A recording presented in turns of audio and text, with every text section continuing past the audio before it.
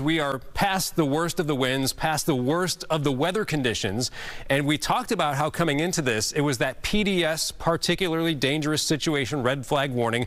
Happened to be the third one of this season that we've seen, but these are rare to have these PDS red flag warnings.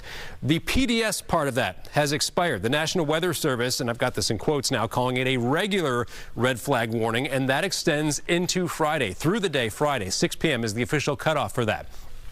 Our forecast winds, they will relax a little bit overnight, area-wide. Doesn't mean it's going to just totally shut down and turn calm, but area-wide, the winds relax tonight, and then the next wind peak we expect is going to start up midday Thursday, maybe as soon as late Thursday morning, so let's say like 10 a.m. to noon tomorrow, starting up around that time through Friday morning is going to be the next peak. And then I think as we go through the day Friday, winds will start to relax once again.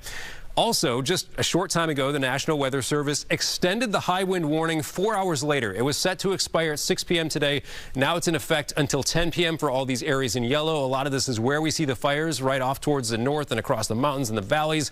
This is where winds still could gust up to 60. Not quite the extreme levels we saw earlier yesterday, last night, early this morning, but still gust up to 60, especially in some of the higher elevations. But what I've seen where a lot of these fires are right now, just in general, winds have been gusting like 20 to 40 miles per hour, which is already some improvement. Still, though, it's dry. The vegetation is very dry. The air is very dry. The winds are still breezy. And that red flag warning, yes, it extends through Friday. It excludes a portion of Los Angeles and south towards Long Beach, for example, and down the Orange County coastline. But all these areas in magenta in a red flag warning through Friday. Now let's get to what a lot of you are probably wondering about. What do the winds actually look like over the next couple of days? So here's our forecast wind gusts. We'll start this at 7 o'clock tonight. Notice improvement. You might remember at this time yesterday we were showing this map and it was just like a purple color across almost the entire area. We saw a wind gust forecast 50, 60, 70 plus miles per hour.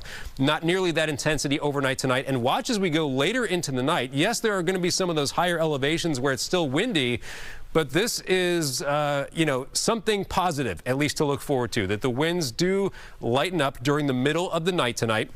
That also, of course, helps with the air attack on these fires. Now, here's what I was talking about earlier. The next wind peak, that is going to be upon us as we start going late Thursday morning into midday. This is just happened to be paused at 11 a.m. Here's that purple color back. That's not what we want to see. Purple would suggest winds 35 or higher, at least gusts 35 or higher. And you can see the actual numbers. We still could see some spots with gusts that get up towards 50, 60 plus miles per hour as we go into midday tomorrow. Now let's go a little bit farther. This is late day Thursday, 4 p.m.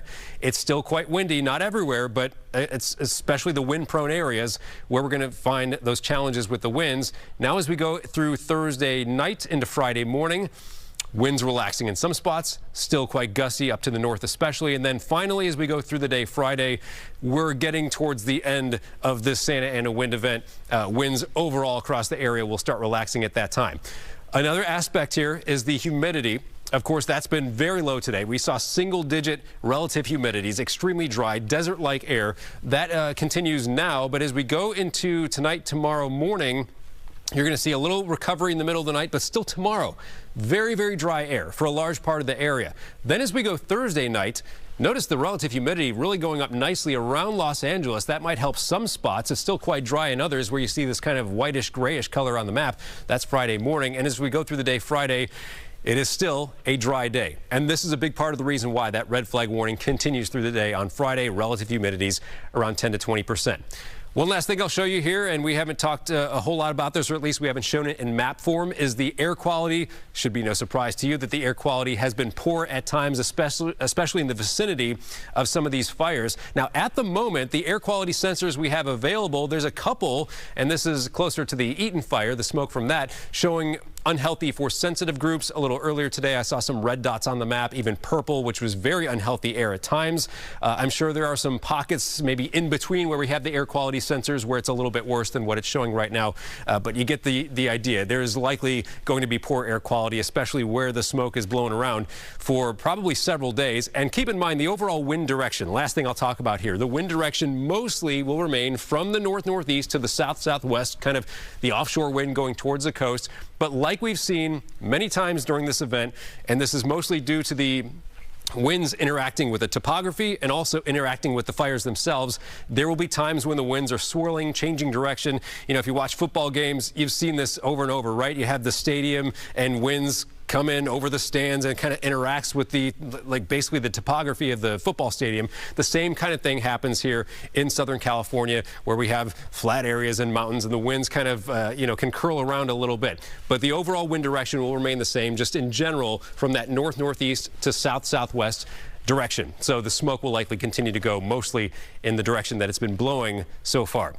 So guys, we'll end it right there with the forecast. I'll, of course, be here with you through the night, but that's kind of the overarching view. And the main thing to keep in mind, if you take one thing away from all this, is we still have red flag conditions that continue into Friday. Winds are going to vary a little bit between now and then, but very dry air, gusty at times all the way through Friday.